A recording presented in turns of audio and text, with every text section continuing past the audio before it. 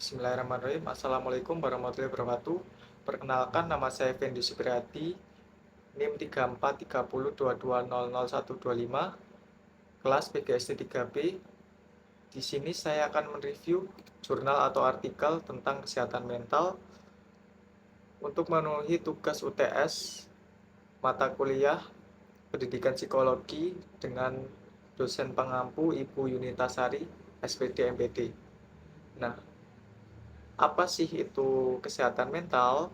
Menurut WHO, definisi kesehatan mental adalah kondisi kesejahteraan well-being seseorang individu yang menyadari kemampuannya sendiri, dapat mengatasi tekanan kehidupan normal, dapat bekerja secara produktif, dan mampu memberikan kontribusi pada komunitasnya.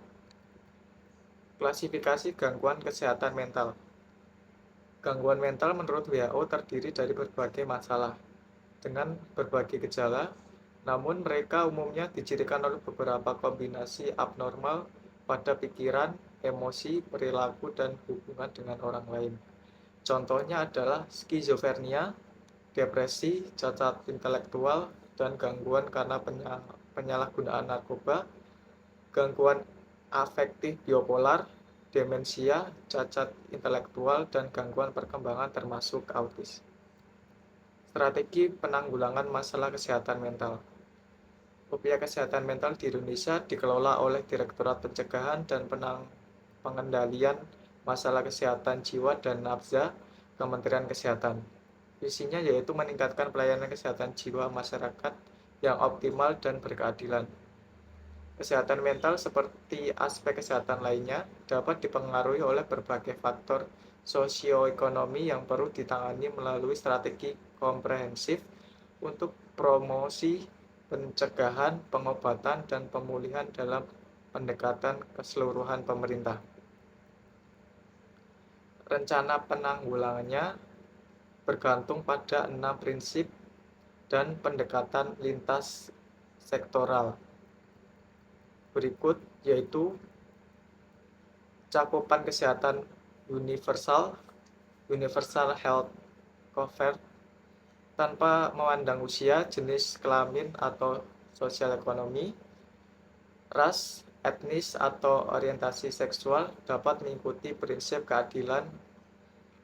Orang yang dengan gangguan mental harus dapat mengakses tanpa risih kemiskinan diri mereka sendiri, layanan sosial dan kesehatan esensial yang kemungkinan mereka capai, pemulihan, dan standar kesehatan tertinggi yang dapat dicapai.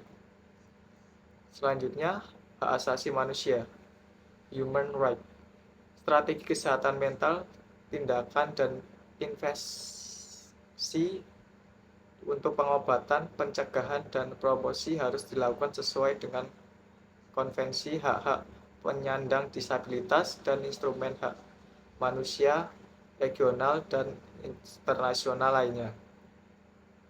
Praktek berbasis bukti, evidence-based practice, strategi kesehatan mental dan intervensi untuk pengobatan, pencegahan, dan promosi harus dilakukan berdasarkan bukti ilmiah dan praktek terbaik dengan mempertimbangkan budaya. Pendekatan perjalanan kehidupan life course effort, kebijakan rencana dan layanan dapat digunakan untuk kesehatan mental perlu mempertimbangkan kebutuhan kesehatan dan sosial di semua tahapan perjalanan hidup, termasuk masa bayi, masa anak-anak, masa remaja, dewasa, dan usia yang lebih tua. Pendekatan multisektoral approach, respon yang komprehensif dan koordinasi untuk kesehatan mental membutuhkan kemitraan dengan berbagai sektor publik seperti kesehatan, pendidikan, ketenagakerjaan, yudisial, perumahan, sosial, dan sektor lainnya yang relevan termasuk sektor swasta. Pemberdayaan orang dengan gangguan mental dan cacat psikososial. orang dengan gangguan mental dan cacat psikososial harus diberdayakan dan dilibatkan dalam advokasi kesehatan mental, kebijakan, perencanaan, legislasi, penyediaan layanan, pemantauan, penelitian, dan evaluasi.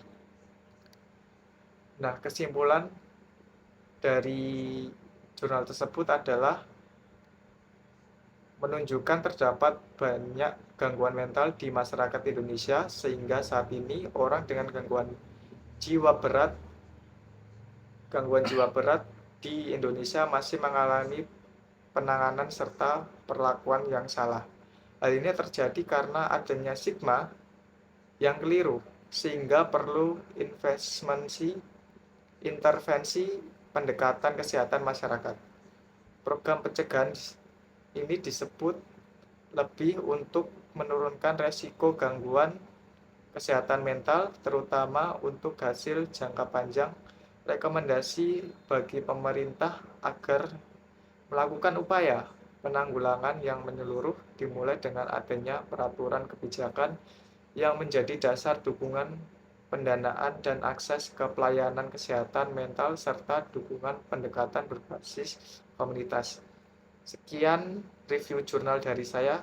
Wassalamualaikum warahmatullahi wabarakatuh.